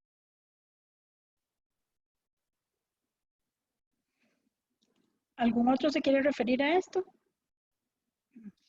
Particularmente creo que la afirmación que menciona el doctor va muy en la línea de lo que debería responderse. Es todavía un poquito, estamos todavía un poquito en el aire al respecto, sí. Gracias. Doctor Albert Núñez, ¿los tratamientos se utilizan solo en pacientes graves y críticos, hospitalizados únicamente? ¿Se utiliza en pacientes ambulatorios? Sí, bueno, al principio la intención era utilizarlo en mi paciente hospitalizado, es decir, aquel paciente ya con una infección respiratoria aguda grave. Pero, como les decía, también el protocolo evolucionó y en este momento se está incluyendo o se está dando la posibilidad de utilizarlo también en los casos sospechosos. O sea, eso es un paciente que llega asintomático, ¿verdad? Y que todavía no tiene resultados positivos para COVID-19, entonces se le puede iniciar tempranamente. Ese paciente perfectamente podría recibirlo a nivel ambulatorio. Pero estamos hablando de hidroxicloroquina, no así con el caso del lopinavir ritonavir, que eso sí está reservado, por lo menos de acuerdo al protocolo, para el paciente crítico. Gracias. Aquí no dice para cuál de los expositores, pero dice, ¿sería conveniente analizar la incidencia de COVID en pacientes con lupus o artritis que toman crónicamente cloroquina para determinar su grado profiláctico? ¿Sería este un estudio retrospectivo? Bueno, si me permiten referirme a eso, casualmente revisé eso y sí hay estudios que se están corriendo, hay observacionales con registros de pacientes en múltiples países, principalmente países desarrollados, de cómo se ha comportado esta infección en pacientes que ya reciben de por sí tratamiento con hidroxicloroquina, o sea, pacientes probablemente con alguna enfermedad autoinmune como lupus, pero por lo menos, bueno, eso no está publicado todavía, sin embargo, pueden tener acceso a datos preliminares y ahí pueden observar que de momento eso tampoco ha logrado demostrarse que haya una diferencia, digamos, en cuanto a supervivencia para estos pacientes Eso todavía no se ha podido demostrar, incluso en pacientes que ya de por sí tenían ese tratamiento de base. Gracias. Para el doctor Jorge Chavarría, ¿será definitivamente inevitable que toda la población costarricense nos contagiemos con este virus? ¿Por qué motivo las autoridades de salud costarricenses indican que no se ha evidenciado transmisión comunitaria activa? Sin embargo, ellos mismos presagian un aumento en el número de casos en los próximos días en vista que mucha población no está respetando el distanciamiento social. La determinación de la circulación efectiva o de la circulación aumentada en cuanto a lo que sería la transmisión comunitaria se relaciona mucho a cuando se hace el análisis de cada uno de los casos, de encontrar un nexo epidemiológico de si tuvo contacto con alguna persona o si no tuvo contacto con alguna persona.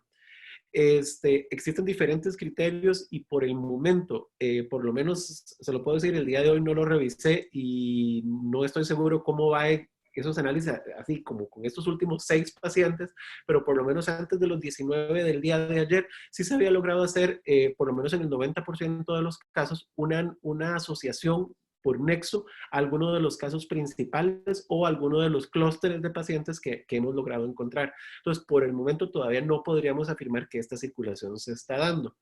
Tenemos que recordar que estamos ante un virus totalmente nuevo. Es la primera vez en la historia que hay una pandemia por un coronavirus. Previamente ya tenemos la información de 4 coronavirus que se han convertido en virus estacionales. Tenemos el MERS, que además es un virus que ya lleva algunos años dando lata en una sola zona del mundo. Entonces, ver cuál va a ser el comportamiento de este virus, todavía tenemos mucha información por descubrir, pero sí está claro que con una tasa de replicación como la que tiene, este virus podría eventualmente generar una adecuada inmunidad de rebaño, que lo llaman una inmunidad indirecta, cuando tengamos un porcentaje de la población que en definitiva esté expuesta. Ahora, recordemos que la mayoría de las personas expuestas no necesariamente nos van a desarrollar una enfermedad severa, sino que la mayoría más bien van a ser una enfermedad leve. Esto eventualmente nos puede dejar en claro que si no guardamos adecuadamente el distanciamiento físico, lo que puede suceder es que muchas personas al mismo tiempo se expongan y con mucha cantidad de personas que están expuestas al mismo tiempo, se contagien personas de alto riesgo o las personas que más pueden estar complicadas. Esto es lo que lleva a que los sistemas de salud se colapsen o que no tengamos suficiente capacidad de respuesta de cuidado crítico o de cuidado especializado y que eventualmente comiencen a suceder las muertes. Gracias. Doctor Chaverri Fernández, ¿existe algún estudio sobre el uso de corticoides en COVID?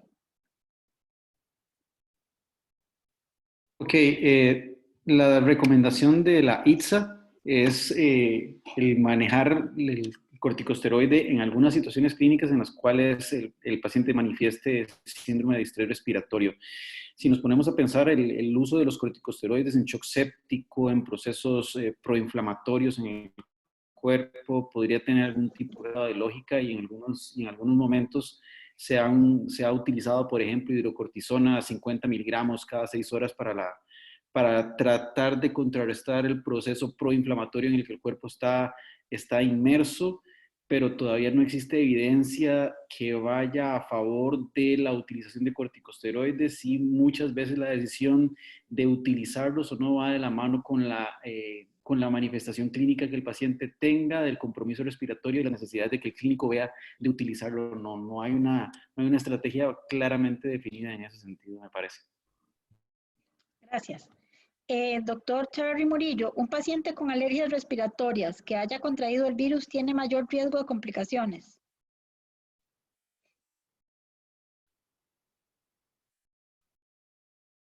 Viera que qué pena, pero tuve un corto de comunicación y no logré escuchar la pregunta. No se preocupe. ¿Un paciente con alergias respiratorias que haya contraído el virus tiene mayor riesgo de complicaciones? Realmente la relación de un mayor riesgo de complicación a un evento alérgico o a una persona que sea característica atópica, en términos generales no se ha descrito con una asociación fuerte. Lo que sí tenemos que tener en mente es que algunas de las personas que son atópicas en algunos periodos de tiempo requieren exposición a cursos cortos o a cursos que se vuelven un poco más prolongados e incluso de automedicación con esteroides. Y esto eventualmente podría llevar a múltiples inyecciones de dexametasona, por ejemplo, que puedan llevar al paciente a cierto grado de inmunosupresión. Este paciente sí podría tener más riesgo de complicaciones. Gracias. ¿Tienen información o datos sobre atacar la patología, más no el virus, en cuanto a la microtrombosis a través de antiagregantes plaquetarios? Es de mi conocimiento que en este momento se están corriendo varios estudios clínicos en donde se incluyen clopidogrel, aspirina y algunos otros representantes de estos grupos. Lo que sucede es que por el momento, de nuevo, la información que está presente es bastante anecdótica. Algunos casos es promisoria, en algunos otros casos realmente a uno lo que le hace es crearle más dudas, y desafortunadamente la información de esos estudios clínicos las podríamos tener probablemente en 1 o 2 meses. Gracias. Doctor Chavarri Murillo, ¿cuál es su opinión frente a los pacientes reinfectados? ¿Será posible la mutación del virus en periodos de tiempo relativamente cortos? Debo iniciar la respuesta a esta pregunta, que es una excelente pregunta, básicamente con el mismo criterio. Tenemos muy poco tiempo de conocer este virus. De los otros coronavirus que conocemos, realmente la tasa de mutación que tienen no es, digamos, una tasa precipitada. Realmente les toma décadas poder generar algún tipo de mutación. Sobre las reinfecciones como tal, recordemos que estamos ante un evento biológico y un evento tecnológico que probablemente antes no teníamos. Ahora tenemos pruebas moleculares de laboratorio que se pueden hacer a la par del paciente. En nuestro país no se hace porque la ley no permite que otros profesionales de salud que no son microbiólogos puedan generar este tipo de diagnósticos. Pero ahora lo que tenemos es una medición importante y a muchas personas, tanto sintomáticas como asintomáticas, de las determinaciones moleculares. Exactamente qué significa la persistencia del virus no lo podríamos saber a menos que se hagan cultivos virales. Sí hay algunas descripciones de personas que han hecho una reactivación y hay un par de publicaciones de personas que han hecho una reinfección. ¿Qué significa esto? En el momento que se reingresan, varias de estas publicaciones están asociadas a procesos nosocomiales o asociados a la salud. Por lo tanto, por el momento, sobre la mutación, creo que tenemos muy poquito tiempo de conocerlo. No sabemos si lo comparamos con sus primos, realmente es poco probable. Y sobre estas reinfecciones, pues bueno, justamente ahí todavía faltan estudios de cultivos celulares que nos puedan permitir decir que eso realmente es lo que está sucediendo. Gracias. Doctor Núñez o Chavarri Fernández. He escuchado de un estudio clínico en Canadá con colchicina que actualmente está en fase de reclutamiento. ¿Conocen algo de evidencia de este fármaco en COVID? Bueno, yo honestamente no he revisado ese medicamento. Particularmente sí sé que ha sido tomado en cuenta algunos estudios, pero no conozco el detalle acerca de qué tan potencial puede ser el producto en este momento. Realmente no tengo idea. Gracias. Hay unos análisis in vitro que dejan en claro que la colchicina tiene la capacidad de inhibir un evento que ocurre, que es el inflamosoma, justamente dentro de la célula cuando está siendo parasitada por el SARS-CoV-2. Eventualmente se inhibe además la formación de microtúbulos, que finalmente lo que lleva a construir son nuevos viriones para poder hacer la salida de este virus y que se vuelva un virus exitoso. Por ahí más o menos es por donde va la teoría de la colchicina. De nuevo, están por arrancar 10 estudios clínicos al respecto de esto. En algún tiempo podremos tener alguna respuesta. Gracias. Doctor Chavarri Fernández, no se incluyen las dosis en niños. ¿Cuál es la razón? Quizá porque es una población que no es muy afectada. Creo que es más que todo por una situación de experiencia, de que no existe evidencia, primero de la necesidad de utilizarlo, porque es la población que tal vez se ve menos epidemiológica y proporcionalmente afectada, pero que no hay experiencia para poder establecer un esquema de dosis de algunos de los productos que potencialmente pueden ser seguros. Hay algunas extrapolaciones que mencionaba el doctor Albert Núñez que pueden ser tomadas en cuenta, que creo que pueden ser lo más cercano a la realidad en términos de seguridad para la utilización de los productos. Gracias. Para el doctor Núñez, ¿han tenido pacientes muertos como consecuencia del efecto secundario de hidroxicloroquina? A la fecha no.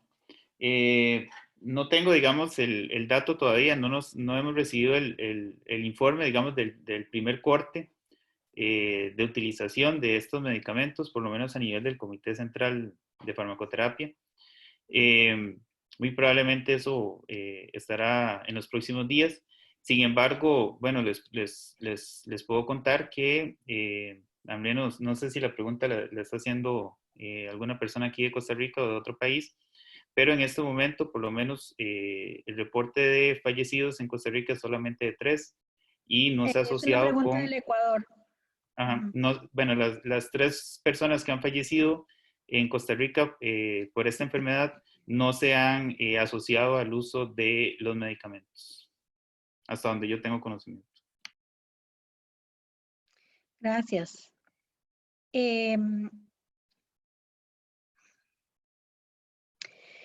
A cualquiera de los doctores. He leído varios artículos de la menor incidencia de casos o casos menos agresivos en países que tienen entre su esquema de vacunas la BCG. ¿Qué opinan al respecto?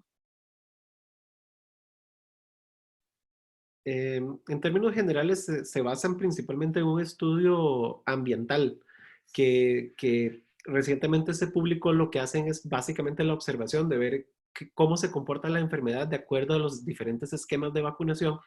Suena promisorio de nuevo. La BCG realmente le hemos querido dar una gran cantidad de usos. Es una vacuna que en su debido momento ha hecho un gran aporte a lo que es el control de la meningitis por tuberculosis, pero más allá de eso, realmente por el momento lo que se considera es una observación propiamente. Recordemos que la actividad remanente, pues ya en el adulto, realmente se vuelve una huella inmunológica que eventualmente incluso puede confundir algunos diagnósticos. Entonces, por el momento creo que también necesitamos un poco más de información, que de hecho, de nuevo, también se están corriendo 3 estudios al respecto. Gracias. ¿Conocen de casos de pacientes tratados con plasma convaleciente y cómo ha sido el resultado de esos pacientes?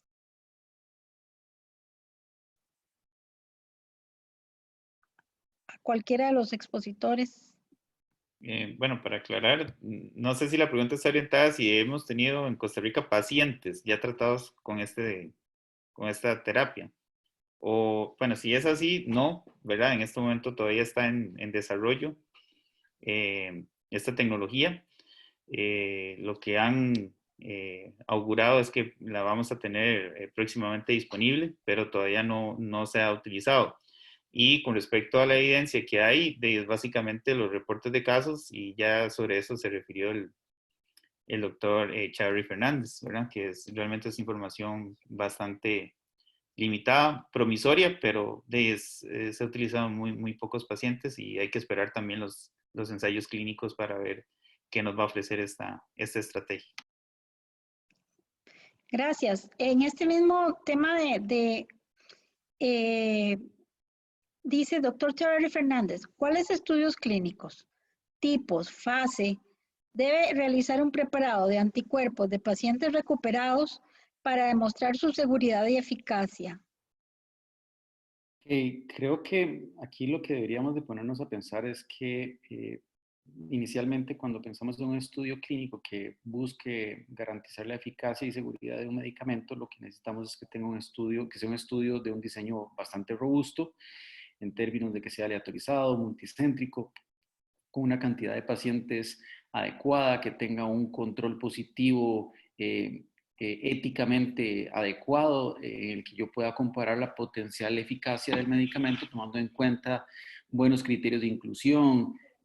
Realmente va más en la línea de buscar el diseño robusto y el apoyo de autoridades o de laboratorios que busquen tratar de brindar evidencia clara, contundente acerca de la posibilidad de que el medicamento sea efectivo y que no nos limitemos, desgraciadamente, como hasta ahora ha sido, a tener o reportes de casos o tener estudios clínicos que eventualmente no han pasado por el filtro que amerita muchas veces una revista de alto impacto en donde se necesita una revisión por pares o del cuerpo editorial que meta un poco más de mano en lo que es la rigurosidad científica que se necesita para poder tomar buenas decisiones al respecto. Gracias. Pacientes con alergias medicamentosas, incluidos corticosteroides. Permítanme porque entran más preguntas y se corre esto. Y AINES, Para ustedes, ¿podría existir alguna opción farmacológica para este tipo de paciente?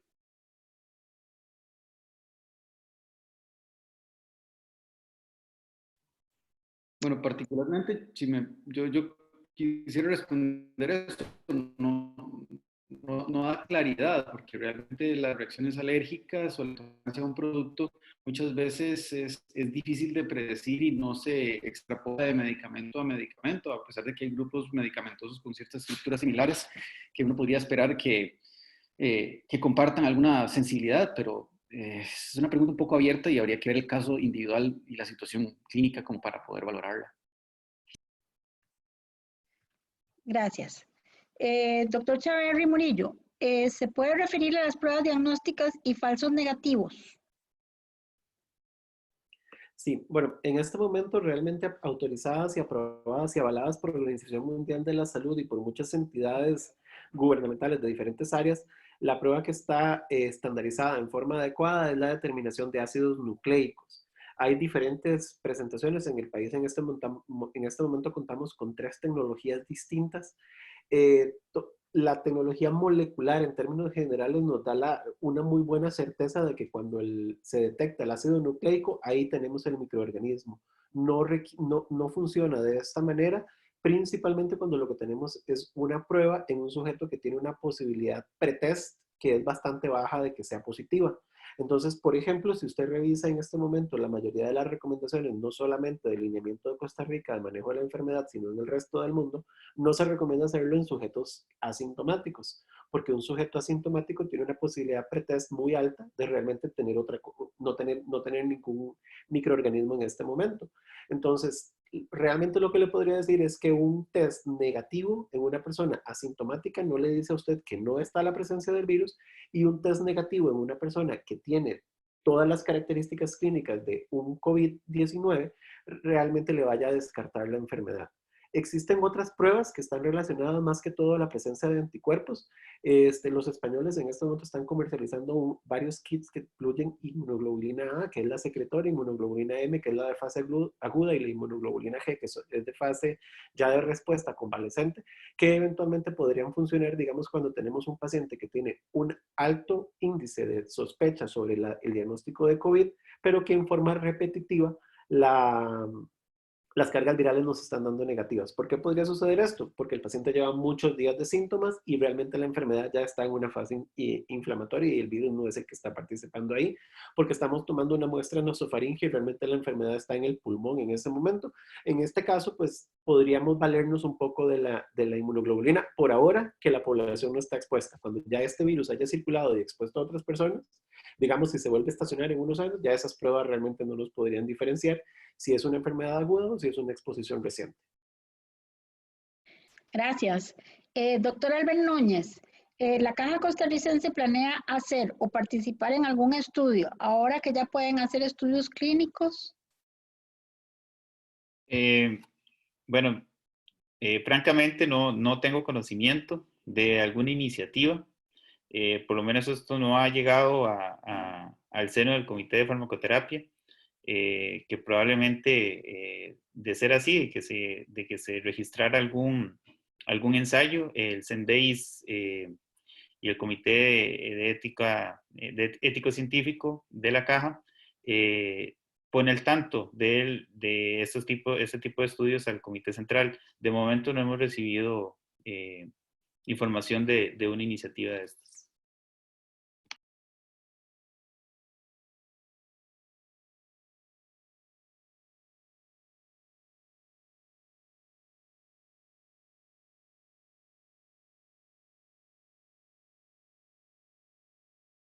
Ya no hay más preguntas, doctora Quiroz.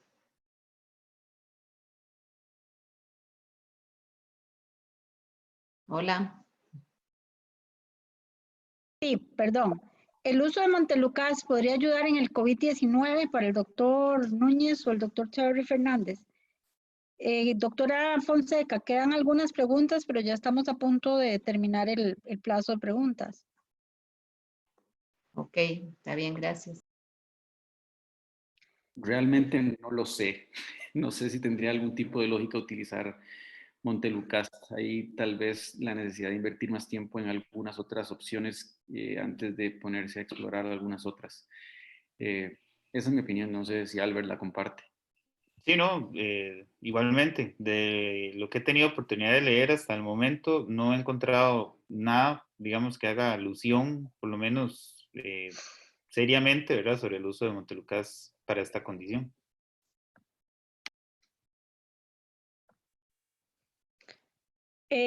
Doctor Chaverri Murillo, en cuanto a la afectación neurológica que causa el COVID-19, ¿qué podemos sacar en claro de la información disponible?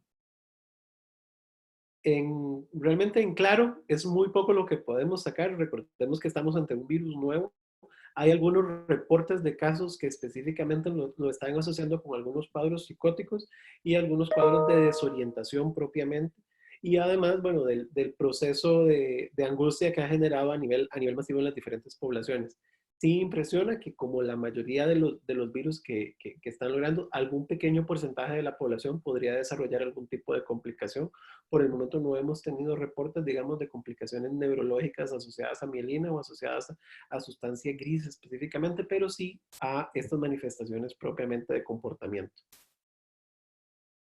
Gracias. Doctor Chaverri Fernández, ¿qué tan cierto puede ser este estudio con células madre? ¿Podríamos usarse para estimular el sistema inmunológico de una persona para evitar la neumonía por COVID-19?